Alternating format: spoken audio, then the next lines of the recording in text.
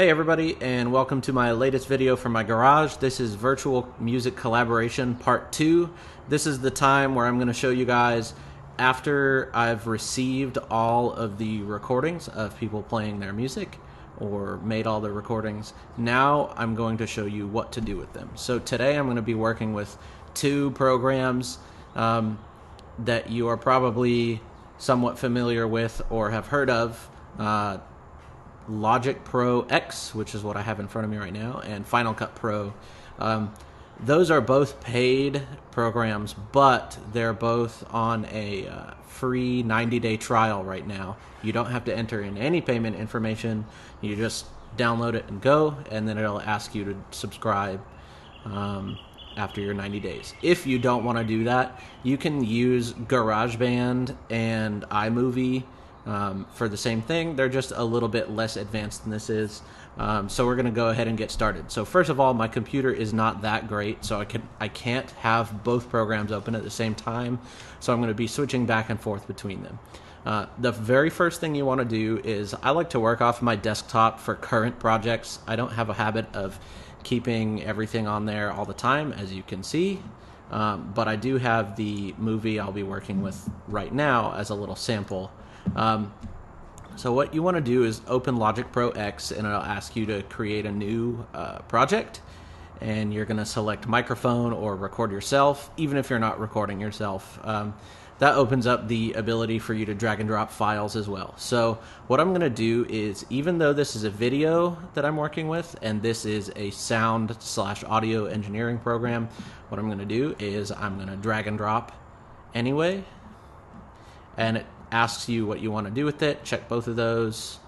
You don't have to open the movie. Extract the audio track. There we go. Okay, so now what I'm going to do with this is I'm going to edit the audio a little bit, and I'm going to use the auto-tune function in Logic Pro. So what I'm going to do is I'm going to highlight this track. See, I clicked away from it, not highlighted. Click on it, highlighted, and then I'm going to push the E key. Now when you push the E key, it shows this extra window down at the bottom. I'm gonna drag that up, and so I can see as much as I probably can. This is an enlarged view of your sound file. So what you want to do first in order to enable auto-tune is you want to click on this button right here. A pop-up will come up, and it says, do you want to turn on flex for track? And you're going to go ahead and click on turn on flex, and then it'll process it a little bit. Okay, so first it opens up this thing called flex time slicing. Now I'm not completely familiar with that, but I think it has something to do with changing the timing of your music. We're going to click on that drop down menu, and we're going to go up to flex pitch.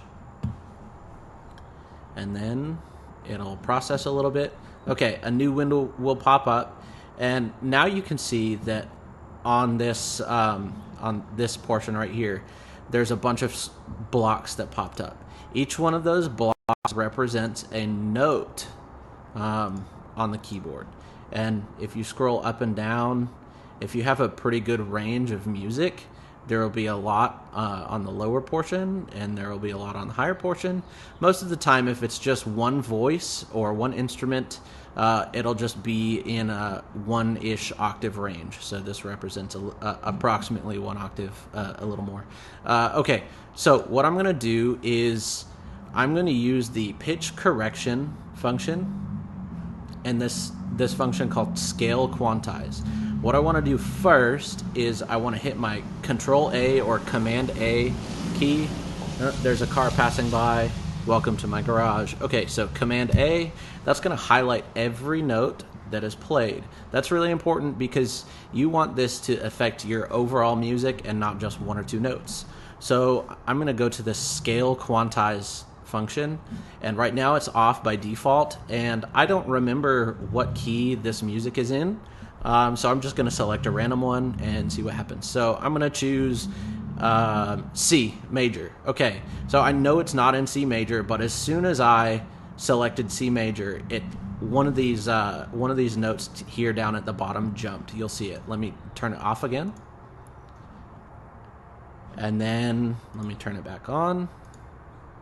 Yeah, so several notes jumped. That just means that it is adjusting the pitches as you go. So let me play this with the pitch correction off for now. And I'm going to start before it. Play.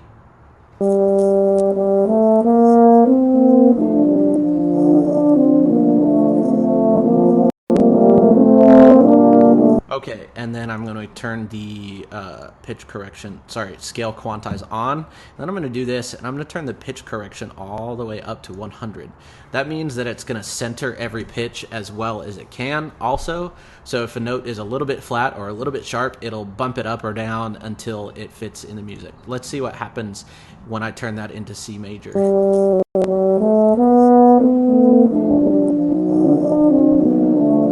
And you'll notice that the farther it is away from the original key, the weirder it will sound. So I'm going to turn that off again so you guys can hear it.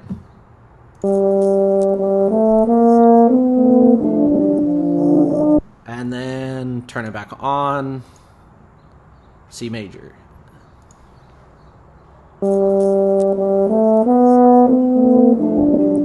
Okay, now let's get crazy with it, and let me go to A flat, natural minor. See, it changed a bunch of notes. We'll see what happens. Yeah, so the crazier you go, the farther you go from the original key, the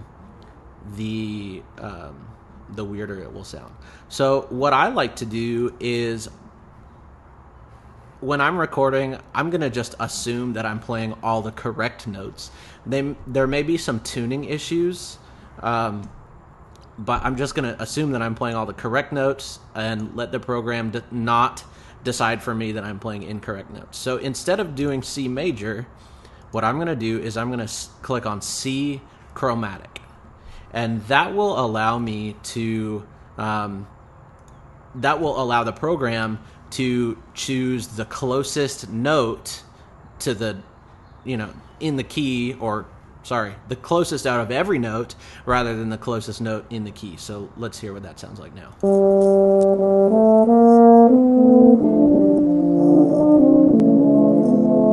Okay, so there's a little sample of what we're doing here. Okay, I'm not going to use this for my final editing or anything like that.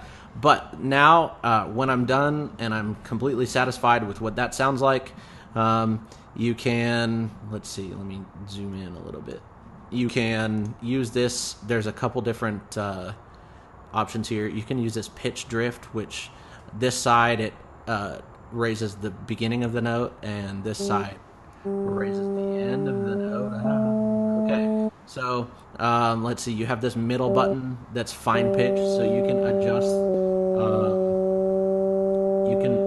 By cents, up or down. Go to 0. You can click on this formant shift. I have no idea what that does.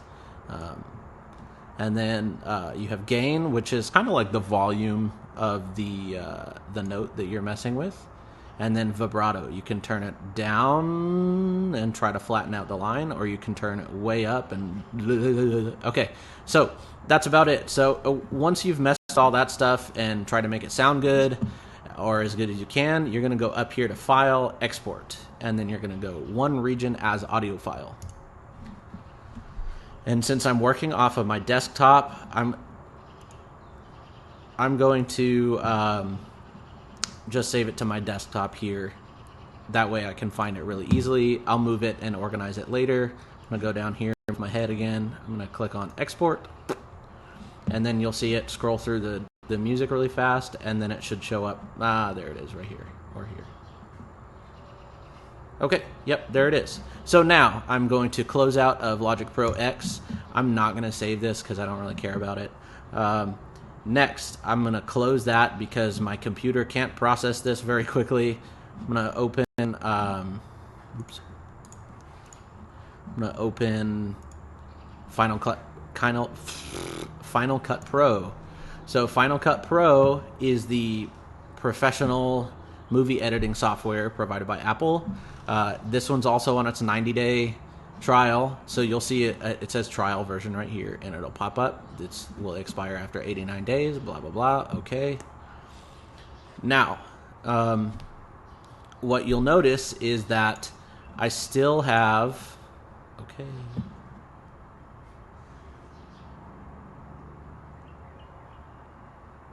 Oh, I'm going to start a new project. Untitled. This is test.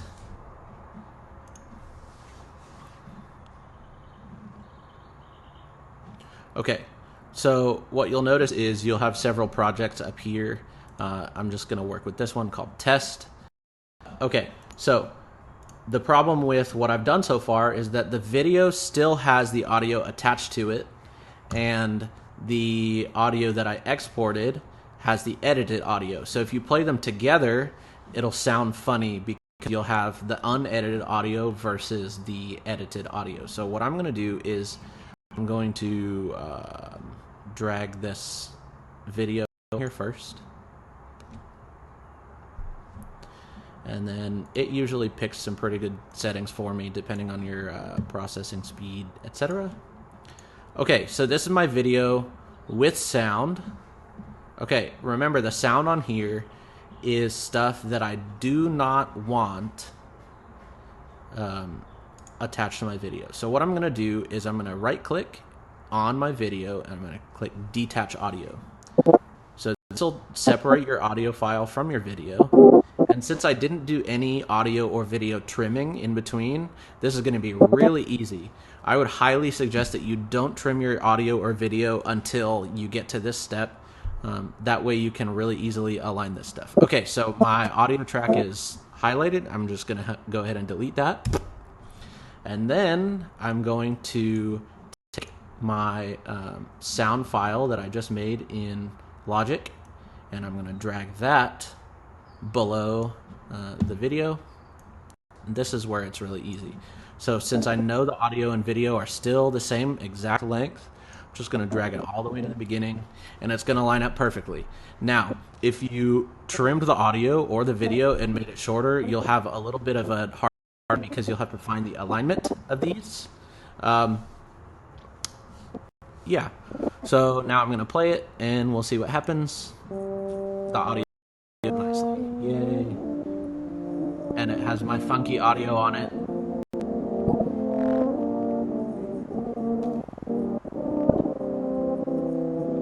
Okay, so I'm going to delete those. And now talk about this really quick, just because it's important to note. I'm going to drag the original movie back onto there.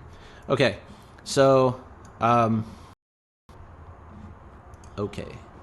if you highlight the original video again, it'll bring up what the audio track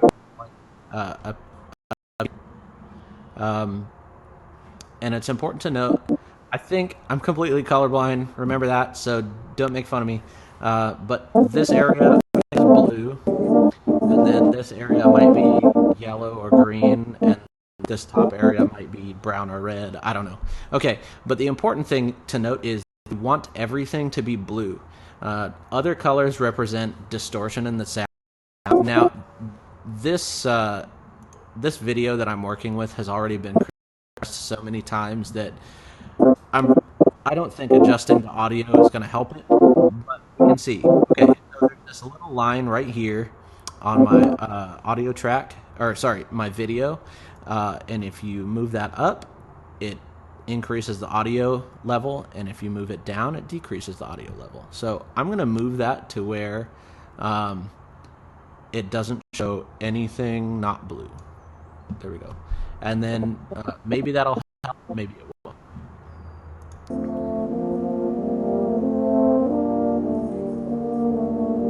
See, even though this video has already been with several times, it did get away with do away with a lot of the crackling on the music. So that's neat. I'll have to go back and work with this at another time. Okay, so let's go to, I'm going to go ahead and delete this project because I'm going to go to this video with this is 4 little video shots of me and 4 of Mr. Gray. We're all playing that song for Health. Now you'll see here at the bottom, I'm going to enlarge this as much as I can. All of our tracks laid out there already, all 8 of them.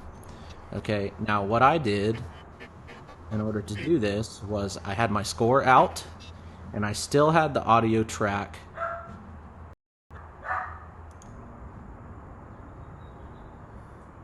Okay, so I had to pause the video for a sec so I could re-download my click track.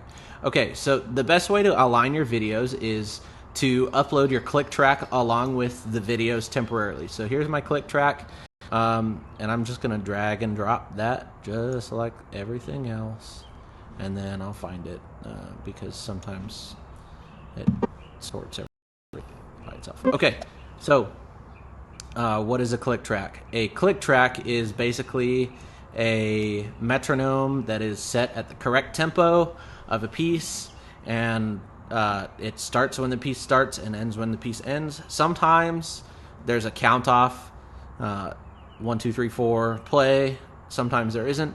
This one, I know just from experience because I've done it for a while, this one starts at the beginning of the song. There's no count off. Okay, so I'm just going to pretend that I'm working with this last track, part 4 here, with Mr. Gray. And I know that the part 4 rests for 5 measures. We're in 4/4. Rest for 5 measures and then come on measure 6. So you just have to count a little bit, actually. Each one of those tick marks represents a tick mark on the metronome. So I'm going to just count them. 1, 2, 3, 4. That's 1, 2, 2, 3, 4. And then I'm going to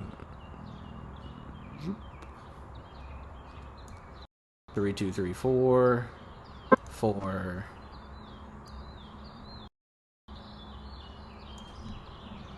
2, 3, 4. It's loading. 5, 2, 3, 4, and 6. And now I've already done this, so the sound already starts at the right time. But this is how you align sounds. Okay, so this is beat 1, measure 6 right here. So I'm going to use my little ticker and select right there because that's where I want this sound to play. Now, it's not perfectly aligned yet. So what I'm going to do is, with part 4 actually, I'm going to take this and I'm going to put it exactly on measure 6, beat 1. And then I'm going to drag this over a time until it starts where I want it to. Okay. So, and if there's too much movement, if that's more than you want, you can still zoom in and make the beats farther apart. That way you can work with it better. Okay, so I did that. There, beat 1. Move that over a little bit to align it better. Okay, now you'll notice also that Mr. Gray was playing louder than I was, or more directly into his microphone, or whatever. We play different instruments. It doesn't really matter. But you'll see that it shows, if you click on a track, it shows a summary of the music.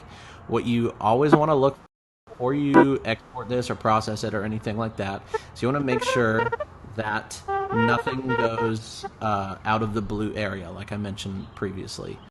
Aside from that, what you're going to do is you want to arrange these videos. Make sure they all start at the same time so they all appear at the same time. It's easier to work with. Okay, so I'm going to highlight the video I want to work with, which is part 1. I end up here. I'm going to go down here and I'm going to click on transform. That'll open up a resize window so I can make the video larger. I can move it around. I can flip it over. I can flip it and do this and make myself facing the other way. It doesn't matter. You just play with this until it looks like something you like. Obviously, I'm going to mess with this further, but I laid it out this way so I could see everyone playing at once to try and align it better and figure out kind of the way I want to format the video.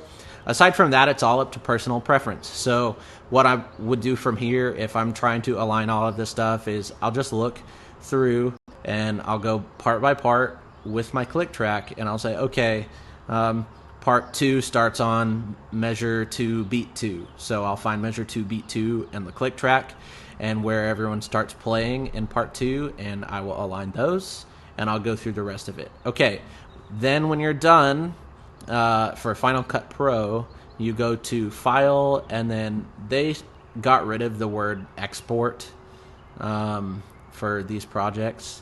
So what I'm going to do is I'm going to go click on File and Share. That's what export means. And then I'm going to go to any of these. Based on where you're going to put your video, you're going to make one of these selections, and it will choose the best options for you. If you click on Master File, it's going to do its best to not compress anything at all. So right now, if I click on Master File, it'll bring up the defaults, and since I have 8 videos on there that are each around 1 gigabyte, my total file will be around 8 gigabytes. So that's obviously only desirable if you want to maintain the original quality. For our purposes, if I'm going to be putting this on Facebook, really easy. Facebook, prepare for Facebook, or YouTube. Okay, if you click on YouTube, it'll bring up another window, and it'll select all of the best options for a YouTube video. That way, you don't have to mess with it, and that's it. So hopefully you guys will be able to see my final product when I'm done. I'll definitely upload it so you guys can see, share it with your friends, etc. There's another car passing by. Okay, and that's the end of it. Let me know if you guys need any help with this. It's really not that challenging once you get used to working with a program. There is a little bit of a learning curve, but any program generally works about the same way. You click and drag a video or audio file to a workspace. You look at the audio, you align the waves, and then you're good to go. So, and make sure you never export with anything above the blue area, because when you export that, that'll make it crackly and distorted and stuff.